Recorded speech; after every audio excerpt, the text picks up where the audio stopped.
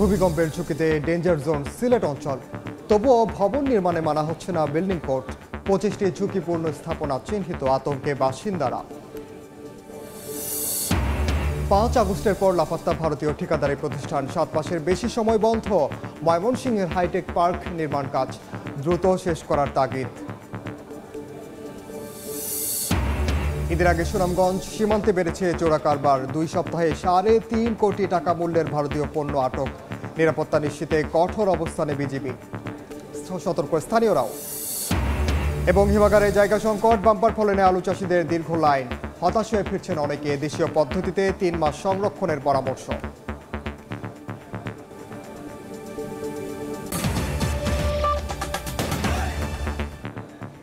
আমন্ত্রণ সময় সংবাদের নিয়মিত আয়োজন। বিভাগীয় সময়ে থাকছে সপ্তাহের 7 দিন ভিন্ন ভিন্ন বিভাগের সংবাদ নিয়ে। আজ থাকছে সিলেট ও ময়মনসিংহ বিভাগ, সঙ্গে আছে আমি ওমরিনা। ভূমিকম্পের অতীত ইতিহাস পর্যালোচনা করে বের করা হয়েছে ভূমিকম্পের 1 নম্বর বিপজ্জনক জোন সিলেট অঞ্চল। গত 27 মাসে দেশে 110টি ভূমিকম্পের অধিকাংশ সিলেটকে ঘিরে সংঘটিত হয়েছে। এতে আতঙ্কে আছেন বাসিন্দারা। এমন পরিস্থিতিতে কেউ বিল্ডিং কোড মানছে না বলে দাবি সিটি কর্পোরেশনের। নগরীর 25টি ঝুঁকিপূর্ণ ভবনে চলছে কার্যক্রম, আর ফায়ার সার্ভিস বলছে যে কোনো পরিস্থিতি মোকাবেলায় তারা প্রস্তুত। নওশাদ আহমদ চৌধুরীর ক্যামেরায় বিস্তারিত জানাচ্ছেন ইকরামুল কবির।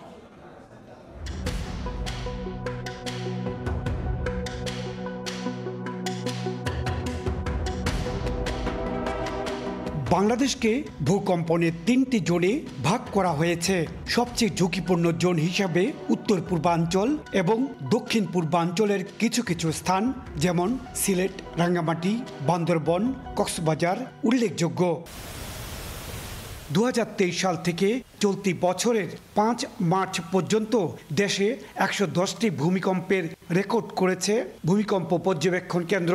ভূতাত্ত্বিকভাবে সক্রিয় অঞ্চলে ছোট ছোট ভূমিকম্প বড় ভূমিকম্পের ইঙ্গিত দেয়। ফাইলিং না করায় ওই বিল্ডিংটা টান দিয়ে ওদিকে নিচে গিয়ে দক্ষিণ সাইডে নিচে গিয়া অন্তত সাইডে মুড়ে দিলাম, এরপর তারা গাছ নিয়ে আরো উপরেতে তুলছে। যে স্বাভাবিকভাবে ভবন নির্মাণ এইটাতে মনোযোগী দিতে হবে, কারণ ভূমিকম্পের এক্সাক্ট পূর্বাভাস না হোক, কিন্তু আমরা তো বলে দিচ্ছি যে কোনো সময় একটা বড় ধরনের ভূমিকম্প হইতে পারে। ভূমিকম্প পরবর্তী জানমাল রক্ষায় ফায়ার সার্ভিস সম্পূর্ণ প্রস্তুত রয়েছে বলে জানান বিভাগের শীর্ষ কর্মকর্তা। যদি বড় কোনো দুর্ঘটনা ঘটে, সার্বিক সহযোগিতা, সবার সহযোগিতায় আশা করি আমরা জানমাল রক্ষার্থে আমরা সব প্রচেষ্টা চালিয়ে যাব। ভবন নির্মাণে নকশা অনুমোদনের পর কেউ বিল্ডিং কোড মানছে না বলে দায়সারা জবাব সিটি কর্পোরেশনের। যারা দায়িত্বপ্রাপ্ত ইঞ্জিনিয়ার তারা সঠিকভাবে দায়িত্বটা পালন করেন। আমরা সব সময় তাদেরকে মিটিং করে এটা বলি যে অনুমোদন অনুযায়ী যাতে কাজটা করে। ভবন নির্মাণে নীতিমালা না মানার কারণে রাজা জিসি হাই স্কুলের এই ভবনটি মৃদু ভূমিকম্পে সম্পূর্ণ নষ্ট হয়ে যায় এবং পরবর্তীতে শিক্ষা প্রকৌশল অধিদপ্তর এই ভবনটি পরিত্যক্ত ঘোষণা করে। 2019 সালে নগরীতে সরকারি বেসরকারি 25টি ভবন ঝুঁকিপূর্ণ চিহ্নিত করেছে সিলেট সিটি কর্পোরেশন। ইকরামুল কবির, সময় সংবাদ, সিলেট।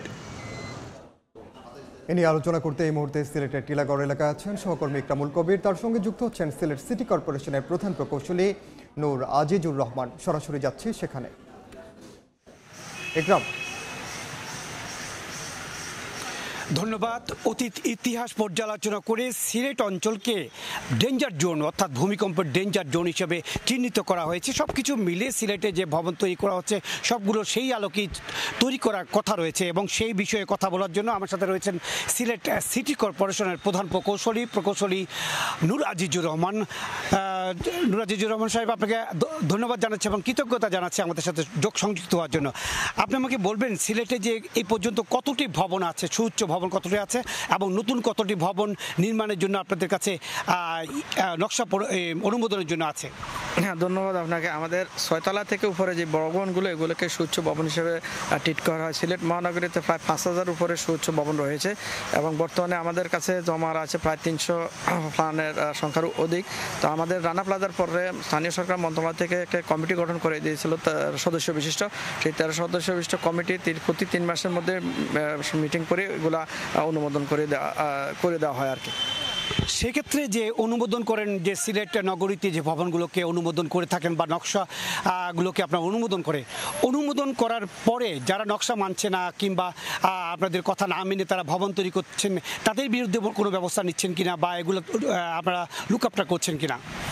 আসলে আমাদের ইমারত নির্মাণ বিধিমালা 1996 এবং বিল্ডিং কনস্ট্রাকশন অ্যাক্ট 1952 এরপরে BNBC Bangladesh national building code 2020 অনুমোদিত হয়েছে এবং এগুলো অনুসরণ করা হচ্ছে। আমাদের যে প্রসিডিউরটা সেখানে হচ্ছে যে প্রত্যেকটা বিল্ডিং যখন নির্মাণ করা হয় সেক্ষেত্রে আসলে সিটি কর্পোরেশন যে পর্যাপ্ত ইঞ্জিনিয়ার বা ওইভাবে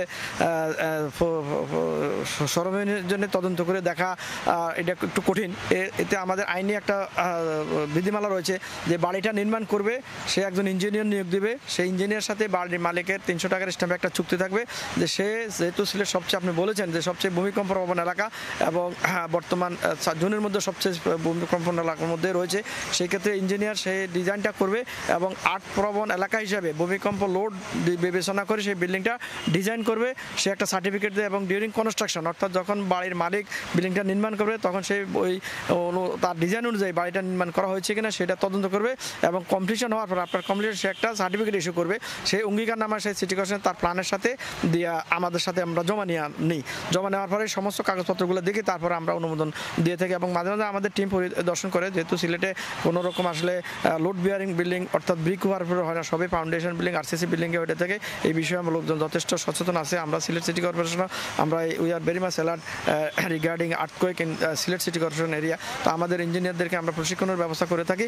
তবে আমাদের জনগণকে আসলে আরও সচেতন হতে হবে যাতে তারা, যেহেতু এটা প্রযুক্তিও চেঞ্জ হচ্ছে, ভূমিকম্পর মাত্রাও চেঞ্জ হচ্ছে এবং কখন কোন জায়গায় সেটা বলা যাচ্ছে না, সেক্ষেত্রে আরও এক্সপার্ট ইঞ্জিনিয়ার দিয়ে আমরা তাদের এক্সপার্টিসটা যাতে বাড়াইতে পারি সেই জন্য আমরা প্রশিক্ষণের ব্যবস্থা নিচ্ছি এবং আমাদের সাথে দুর্যোগ ব্যবস্থাপনা মন্ত্রণালয়েরও একটা 5 ইয়ার্স প্ল্যানের মধ্যে একটা পরিকল্পনা আছে, আমরা তাদেরকেও সহযোগিতা নিচ্ছি। তবে আপনাদের মাধ্যমে আসলে সবাই এই দিকে আগে আসতে হবে। আর আমরা সেক্ষেত্রে ওই যে আপনার যেটা বললেন যে নকশা অনুমোদন করার পরে তাদের যে প্রক্রিয়াগুলো আছে সেই প্রক্রিয়া যদি কেউ না মেনে যদি বিল্ডিংটা তৈরি করে ফেলে, এই ধরনের কোনো কারোর বিরুদ্ধে কোনো ধরনের ব্যবস্থা নিয়েছিলেন কিনা? আমরা আমাদের কাছে কিছু কিছু অভিযোগ মাঝে মাঝে আসে, তারা চুক্তি করার পর অনেক সময় তাদের সাথে কোনো কারণে তাদের যে চুক্তিটা সেটা তারা ভঙ্গ করে, দেন আমরা তাদের চুক্তি অনুযায়ী, যেহেতু আমাদেরকে এই স্ট্যাম্পের ইয়েটা আসলে মালিক দেয়, তো যেহেতু মালিকের অনুমোদনটা আমরা মালিককে দিয়ে থাকি, তারপর আমরা মালিককে ওই বিষয়ে আবার চিঠি দিয়ে দিই যে আপনি কেন তার সাথে চুক্তিটা ভঙ্গ করেছেন, আপনি তার সাথে আবার নিয়োগ করেন অথবা এক্সপার্ট আরেকজন ইঞ্জিনিয়ার আপনি নিয়োগ করেন, সেই ক্ষেত্রে আমাদের তদারকি থাকে। সেক্ষেত্রে আগামী দিনগুলোতে নতুন কোনো কমিটি বা নতুন কোনো পর্যবেক্ষণ কমিটি করছেন কিনা? আমাদের যে কমিটি আছে সেখানে আসলে সব প্রফেশনাল লোকজন আছে, আমাদের ইঞ্জিনিয়ারিং ইনস্টিটিউটের লোক আছে, ডিপ্লোমা অ্যাসোসিয়েশন লোক আছে, আর্কিটেক্টের প্রতিনিধি আছে, পিডব্লিউডির এক্সিকিউটিভ ইঞ্জিনিয়ার আমাদের সদস্য, এলজিডির এক্সিকিউটিভ ইঞ্জিনিয়ার আমাদের সদস্য রয়েছেন, পরিবেশ অধিদপ্তরে রয়েছেন। এখন এখানে আমাদের কমিটিকে আবার ক্ষমতা দেওয়া হচ্ছে, প্রয়োজনে আমরা এক্সপার্ট মানে সদস্যকে কপ করতে পারবো, সেক্ষেত্রে আমরা আবার আমাদেরকে যে অ্যাসোসিয়েশন প্রাইভেট যে অ্যাসোসিয়েশন আছে তারা একটা আবেদন দিয়েছে তাদের 2 জন প্রতিনিধি অন্তর্ভুক্ত করার জন্য, তো সেটা আমাদের অন্তর্ভুক্তির জন্য সক্রিয় বিবেচনা আছে, আমরা তাদের প্রতিনিধি অন্তর্ভুক্ত করব। সেক্ষেত্রে আপনি কতটুকু আশাবাদী সিলেট নগরীর যে কোনো ভূমিকম্প হলে ভবনগুলো ঠিক থাকবে বা আপনার উদ্ধারের ক্ষেত্রে কতটুকু আপনারা সক্রিয় আছেন? অ্যাকচুয়ালি আমরা তো দীর্ঘদিন থেকে এটা মাথায় নিয়ে কাজ করতেছি, আশা করি আমাদের যে বিল্ডিংগুলো এখন স্ট্রাকচারাল বিল্ডিং এগুলা খুব বেশি যে ক্ষতিগ্রস্ত হবে সেটা বলা যাচ্ছে না এবং ভূমিকম্পটা যে কোথায় হবে তার উপরে আসলে নির্ভর করে, যদি কাছাকাছি হয় তখন আমরা এফেক্টটা বেশি হবে, কিন্তু দূর হইলে আমরা এফেক্টটা আমরা ইনশাল্লাহ কম হব। ধন্যবাদ। শুনছিলেন আপনার সিলেট নগরীর যে বড় ধরনের ভূমিকম্প হলে কী ধরনের ব্যবস্থাপনা, তার আগে ভবনগুলো নির্মাণের ক্ষেত্রে যে ধরনের সিটি কর্পোরেশনের ব্যবস্থা নেওয়া হচ্ছে। মোটামুটি এই ছিল সিলেটের ভূমিকম্প জোন হিসাবে যে সতর্কতা তার সবশেষ। সরাসরি যুক্ত ছিলাম সিলেটে। 7 মাসের বেশি সময় ধরে বন্ধ রয়েছে ময়মনসিংহ হাইটেক পার্কের নির্মাণ কাজ। গত 5 আগস্ট আওয়ামী লীগ সরকারের পতনের পর প্রায় 45% কাজ বাকি রেখেই লাপাত্তা হয়ে যায় ভারতীয় ঠিকাদারি প্রতিষ্ঠান। এতে প্রকল্পের ভবিষ্যৎ নিয়ে যেমন দেখা দিয়েছে অনিশ্চয়তা, তেমনি কাজ বন্ধ থাকায় নষ্ট হচ্ছে নির্মাণ সামগ্রী। আইটি খাতে তরুণদের কর্মসংস্থান সৃষ্টির লক্ষ্যে বন্ধ থাকা এই প্রকল্পের কাজ দ্রুত শেষ করা প্রয়োজন বলে মনে করেন বিশেষজ্ঞরা। হোসেন আলীর ছবিতে ওবায়দুল হকের রিপোর্ট। একসময় যেখানে ছিল প্রায় 250 শ্রমিকের বিশাল কর্মযজ্ঞ, সেখানে এখন অনেকটাই শুনশান নীরবতা। নির্ধারিত সময় শেষে 1 বছর সময় বাড়িয়েও শেষ করা যাচ্ছে না ময়মনসিংহ হাইটেক পার্ক নির্মাণের কাজ।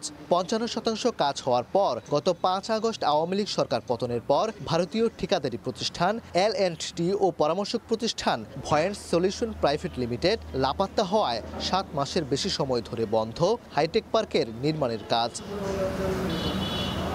প্রকল্প সংশ্লিষ্টরা জানিয়েছেন 2020 সালে ময়মনসিংহ নগরের কিসমত এলাকায় 6.1 একর জমির উপর হাইটেক পার্কের কাজ শুরু হয়। 7 তলা বিশিষ্ট এই ভবনের প্রতি তলায় 15,000 বর্গফুট জায়গা থাকবে।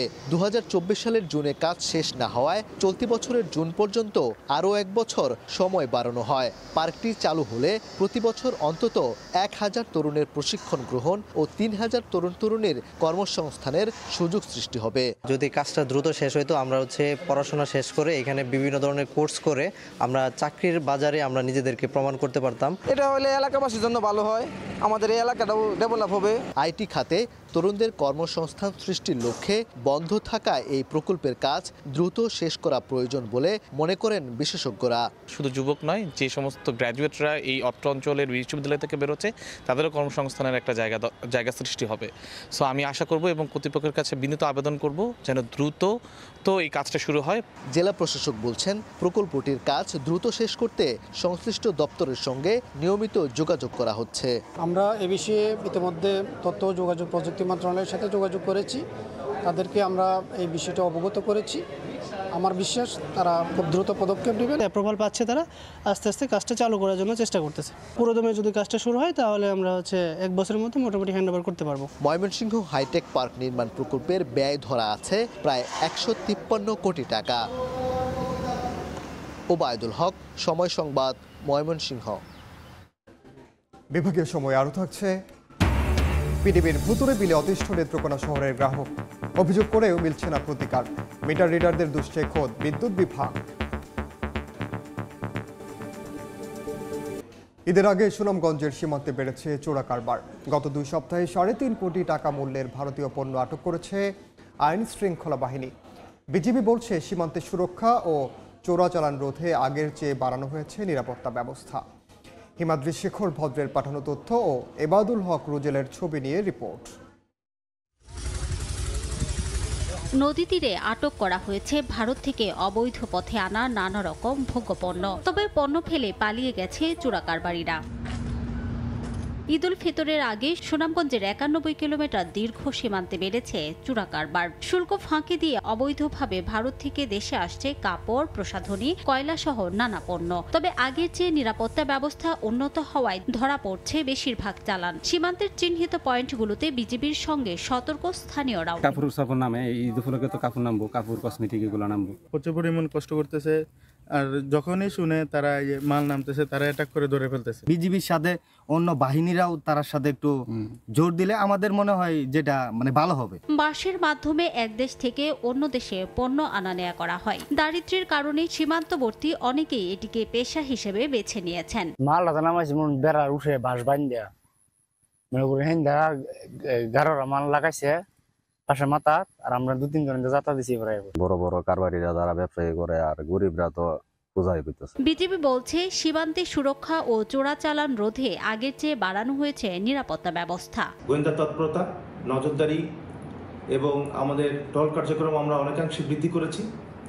ইতিমধ্যে আমাদের বড় 2টি সিজার সাফল্য এসেছে, যার আনুমানিক মূল্য 3.5 কোটি টাকা। আমরা সার্বক্ষণিক টহল কার্যক্রম পরিচালনা করে আসছি। তো আমরা আশাবাদী ঈদকে ঘিরে এই চোরাচালান দমন সম্ভব হবে। বিজিবির তথ্য মতে 2024 সালে প্রায় 32 কোটি 2,50,000 টাকার চোরাই পণ্য আটক করা হয়। আর চলতি বছর এখন পর্যন্ত 10 কোটি টাকার বেশি মূল্যে পণ্য জব্দ করা হয়েছে। সময় সংবাদ, সুনামগঞ্জ। আবহাওয়া অনুকূলে থাকায় শেরপুর জামালপুরে আলুর বাম্পার ফলন হয়েছে। এ কারণে বীজ আলু দীর্ঘদিন সংরক্ষণের আশায় হিমাগারে হুমড়ি খেয়ে পড়ছেন কৃষক। তবে হিমাগারে জায়গা না থাকায় বেশিরভাগ কৃষককে ফিরতে হচ্ছে ফসল নিয়ে। সংকট কাটাতে আরও হিমাগার স্থাপনের দাবি চাষিদের। চলতি মৌসুমে আলুর বাম্পার ফলন হয়েছে শেরপুর ও জামালপুরে। প্রতিদিন হিমাগারের বাইরে দীর্ঘ সারি তৈরি হচ্ছে আলুবাহী গাড়ির, তবে বেশিরভাগকে ফিরতে হচ্ছে ফসল নিয়ে। কৃষক জানান, দীর্ঘ সময় অপেক্ষার পর হিমাগার কর্তৃপক্ষ গোডাউন পূর্ণ বলে ঘোষণা দিয়েছে। এ কারণে বীজ সংরক্ষণ নিয়ে শঙ্কা তৈরি হয়েছে। আমরা আলু কোল্ড স্টোরে আনছি, কিন্তু আনার পরে দেখে এখানে জায়গা হইতেছে না। আজ 3 দিন ধরে এই জায়গায় আসছি। শেরপুর আরেকটা কোল্ড স্টোর হলে আমাদের জন্য খুব ভালো হতো। এদিকে সংরক্ষণের ধারণ ক্ষমতার অতিরিক্ত আলু আসায় কৃষকদের ফেরত পাঠানোর কথা জানায় হিমাগার কর্তৃপক্ষ। ফুল না হওয়া পর্যন্ত আমরা আলু সংরক্ষণ করব, ফুল হওয়ার পরে আমরা বন্ধ করে দেব। শহরে মাইকিং করছি যে আমরা আর আমাদের জায়গা সংকলন হচ্ছে না, আমরা নিতে পারতেছি না। এদিকে হিমাগারে স্থান না পেলে দেশীয় পদ্ধতিতে অন্তত 3 মাস আলু সংরক্ষণের পরামর্শ কৃষি বিভাগের। কৃষি সম্প্রসারণ অধিদপ্তরের কর্মকর্তাগণ কৃষককে পাশে থেকে স্থানীয় প্রযুক্তিতে যেন তারা সংরক্ষণ করতে পারে সে ব্যাপারে পরামর্শ প্রদান করে যাচ্ছেন। কৃষি বিভাগের তথ্য মতে চলতি মৌসুমে শেরপুরে ৯৫,৭০৬ মেট্রিক টন ও জামালপুরে ১,২২,০০০ মেট্রিক টন আলু উৎপাদন হয়েছে। রিমু সিদ্দিক, সময় সংবাদ। বিভাগের সময় আরও থাকছে। ঈদের বাজারে চাহিদা বেড়েছে মণিপুরের ঐতিহ্যবাহী পোশাকের। ব্যস্ত মৌলভীবাজারের তাঁত শিল্পীরা, উপকরণের দাম বাড়ায় বিপাকে কারিগররা। পিডিবির ভুতুড়ে বিলে অতিষ্ঠ নেত্রকোনা শহরের গ্রাহকরা। বিদ্যুৎ অফিসে অভিযোগ করেও মিলছে না প্রতিকার, এমনকি সরকারি দপ্তর হওয়াতে কিছু করতে পারছে না ভোক্তা অধিদপ্তর। এতে ক্ষুব্ধ এলাকাবাসী। এদিকে এ কাজের জন্য মিটার রিডারদের দুষছে খোদ বিদ্যুৎ বিভাগ। শিগগিরই সব সমস্যা সমাধানের আশ্বাস সংশ্লিষ্ট কর্তৃপক্ষের। আলপনা বেগমের পাঠানো তথ্য ও আবু সুফিয়ানের ছবি নিয়ে রিপোর্ট। নেত্রকোনা শহরে বিদ্যুৎ সরবরাহ করে পিডিবি। সম্প্রতি অভিযোগ উঠেছে ভুতুড়ে বিল দরিয়ে দেওয়া হচ্ছে গ্রাহকদের। এলাকাবাসীর অভিযোগ, মিটার রিডাররা মিটার না দেখে মনগড়া বিল করছে। কারোর বিলের কাগজে পুরনো রিডিং থাকলেও চলতি মাসের জায়গায় খালি রেখেই লোড বিল করে দিচ্ছে। এ নিয়ে বিদ্যুৎ অফিসে অভিযোগ করেও মিলছে না সমাধান। 1-2টা মিটারের অনুপাতে সব মিটারেই সেম বিল দিতেছে, 100 ইউনিট 150 ইউনিট করে বেশি দিতেছে সব মিটারেই। অতটা বিলাইয়ে 200-300 বিলাইছে, আর দুনিয়ার বিলাইয়ে 100 ইউনিট আসে না। তারা সকলকেই গড়ে 100 ইউনিটে বিল করে বলছে। সাধারণ জনগণের উপর চাপায়া দিয়া বিল আদায় করে নিয়ে নিতেছে। বিদ্যুৎ বিভাগে কোনো প্রতিকার না পেয়ে ভোক্তা অধিকার সংরক্ষণ অধিদপ্তরে অভিযোগ করছেন গ্রাহকরা। তবে বিদ্যুৎ অফিস সরকারি দপ্তর হওয়ায় কোনো পদক্ষেপ নিতে পারছে না প্রতিষ্ঠানটি। জেলার ক্ষেত্রে বিদ্যুতের যিনি নির্বাহী প্রকৌশলী রয়েছেন বিদ্যুৎ উন্নয়ন বোর্ডের কিংবা পল্লী বিদ্যুতের, তার কাছে আমরা এই সমস্যাটি ফরওয়ার্ড করে থাকি। প্রধান প্রকৌশলী যিনি আছেন বিদ্যুৎ উন্নয়ন বোর্ড কিংবা পল্লী বিদ্যুতায়ন বোর্ডের, তাকেও আমরা এই বিষয়টি অবহিত করি। এদিকে এ কাজের জন্য মিটার রিডারদের দুষছে খোদ বিদ্যুৎ বিভাগ। শিগগিরই সব সমস্যার সমাধানের আশ্বাস সংশ্লিষ্ট কর্মকর্তার। 1 ইউনিটের বাড়তি বিল করা যাবে না। যেসব গ্রাহকের বিদ্যুৎ বিল বেশি হচ্ছে সেগুলো আমরা যাচাই বাছাই করছি এবং সেগুলো কারেকশন করে সমন্বয় করে আমরা দিচ্ছি। সচেতন আছে এবং আগের তুলনায় যে কোনো সময়ের তুলনায় আমরা এখন গ্রাহকদের সাথে স্বাচ্ছন্দ্যভাবে কাজ করবো ইনশাল্লাহ। বিদ্যুৎ বিভাগের তথ্য মতে নেত্রকোনা শহরে 38,000 পোস্টপেড মিটার গ্রাহক রয়েছেন, আর মিটার রিডার আছেন 22 জন। আলপনা বেগম, সময় সংবাদ, নেত্রকোনা। এর সামনে রেখে চাহিদা বেড়েছে মণিপুরের ঐতিহ্যবাহী পোশাকের। এজন্য ব্যস্ততাও বেড়েছে মৌলভীবাজার জেলার মণিপুর অধ্যুষিত কমলগঞ্জ ও শ্রীমঙ্গল উপজেলার মণিপুরী তাঁত শিল্পীদের। তবে উপকরণের দাম বেড়ে যাওয়ায় বিপাকে পড়েছেন তারা। লাভজনক ব্যবসার পরিবেশ নিশ্চিতে পাশে থাকার আশ্বাস দিয়েছে উপজেলা প্রশাসন। শাহ অলিদুর রহমানের পাঠানো তথ্য ও মোহাম্মদ ইয়ারুপ আহমেদের ছবিতে রিপোর্ট। দিনভর তাঁত যন্ত্রের খটাখট শব্দে মুখরিত মৌলভীবাজারের কমলগঞ্জ এবং শ্রীমঙ্গল উপজেলার মণিপুরি পাড়া। সুনিপুণ হাতে ঐতিহ্যবাহী রং বেরঙের শাড়ি, 3 পিস সহ বিভিন্ন পোশাক তৈরিতে ব্যস্ত সময় পার করছেন তাঁত শিল্পীরা। মণিপুরীদের তৈরি এসব পোশাক শুধু দেশেই সীমাবদ্ধ নয়, বিদেশেও বাড়ছে চাহিদা। অন্য বছরের তুলনায় এবার ঈদে ভালো বিক্রির আশা করছেন মণিপুরি পাড়ার তাঁত শিল্পীরা। তবে এই শিল্পের উপকরণের দাম অস্বাভাবিক বেড়ে যাওয়ায় লাভের মুখ দেখা কঠিন হয়ে পড়ছে বলে দাবি তাদের। শাড়ি, গামছা, ফেনে আমরা সব কিছু আমরা বাড়িতে আমরা তৈরি করি। আমরা শাড়ির দাম হইল 5,500 টাকা নিচে নাই, এখন মিনিমাম 21,000 পর্যন্ত আছে। এই শাড়ি তৈরি করতে শাড়ির সুতা এবং এর উপকরণগুলো প্রচুর দাম। এই দামের কারণে আমরা আমাদের এই ঐতিহ্যকে টিকিয়ে রাখতে পারতেছি না। মণিপুরি কালচারাল একাডেমি বলছে এবার ঈদে দেশের বিভিন্ন অঞ্চল থেকে ব্যাপক ক্রয়াদেশ পেয়েছেন মণিপুরীর তাঁতিরা। তবে উপকরণ সংকটে ক্রেতার চাহিদা মতো উৎপাদন করা যাচ্ছে না বলে দাবি কমলগঞ্জ ইনাফি মণিপুরি হ্যান্ডিক্রাফটের। ঢাকা থেকে, চিটাং থেকে, সিলেট থেকে বিভিন্ন ব্যবসায়ীরা আমাদের কাছ থেকে এই শাড়িগুলা নিয়ে যায়, আর সরাসরি কাস্টমারও আমাদের কাছে আসে। যে পরিমাণ চাহিদা হচ্ছে সেই পরিমাণ প্রোডাকশন দিতে পারতেছে না র মেটেরিয়ালের অভাবের কারণে, কারণ র মেটেরিয়ালগুলো আনতে হয় চায়না থেকে। মণিপুরি এই তাঁত শিল্পের প্রসার এবং সংকট সমাধানের আশ্বাস কমলগঞ্জ উপজেলা নির্বাহী কর্মকর্তার। কিছু র মেটেরিয়ালসের কিছু সমস্যা রয়েছে, এটি আমরা উপজেলা প্রশাসনের পক্ষ থেকে সর্বাত্মক চেষ্টা করে যাচ্ছি তাদের এই সমস্যাগুলো নিরসনের জন্য। মৌলভীবাজার জেলায় প্রায় 1 লাখ মণিপুরীর বসবাস, এর মধ্যে 80% নারী জড়িত তাঁত শিল্পে। সময় সংবাদ, মৌলভীবাজার। মাগুরায় শিশু আসিয়া ধর্ষণ ও হত্যার বিচারের দাবিতে ময়মনসিংহে মানববন্ধন হয়েছে। সকালে নগরীর শহীদ ফিরোজ জাহাঙ্গীর চত্বরে এই কর্মসূচির আয়োজন করে সচেতন নাগরিক কমিটি সোনাক। এ সময় বক্তারা শিশু আসিয়া হত্যার দ্রুত বিচারের দাবি জানান। সেই সঙ্গে নারী ও শিশুদের নিরাপত্তা নিশ্চিত করতে কঠোর আইন প্রয়োগ এবং সকল ধর্ষণ ও নির্যাতনের সুষ্ঠু বিচার করে দোষীদের সর্বোচ্চ শাস্তির দাবিও জানান তারা।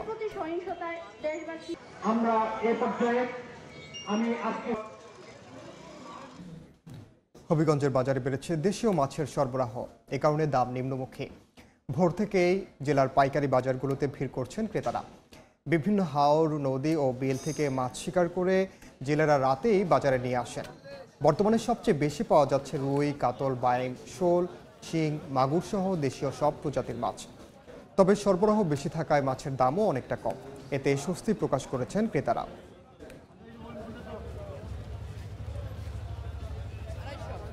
বিভাগীয় সময়ের শীর্ষ সংবাদগুলো জানিয়ে দিচ্ছি আরেকবার। ভূমিকম্পের ঝুঁকিতে ডেঞ্জার জোন সিলেট অঞ্চল, তবুও ভবন নির্মাণে মানা হচ্ছে না বিল্ডিং কোড। 25টি ঝুঁকিপূর্ণ স্থাপনা চিহ্নিত, আতঙ্কে বাসিন্দারা। 5 আগস্টের পর লাপাত্তা ভারতীয় ঠিকাদারি প্রতিষ্ঠান, 7 মাসের বেশি সময় বন্ধ ময়মনসিংহের হাইটেক পার্ক নির্মাণ কাজ, দ্রুত শেষ করার তাগিদ। এবং ঈদের আগে সুনামগঞ্জ সীমান্তে বেড়েছে চোরা কারবার, 2 সপ্তাহে 3.5 কোটি টাকা মূল্যের ভারতীয় পণ্য আটক। নিরাপত্তা নিশ্চিতে কঠোর অবস্থানে বিজিবি, সতর্ক স্থানীয়রাও।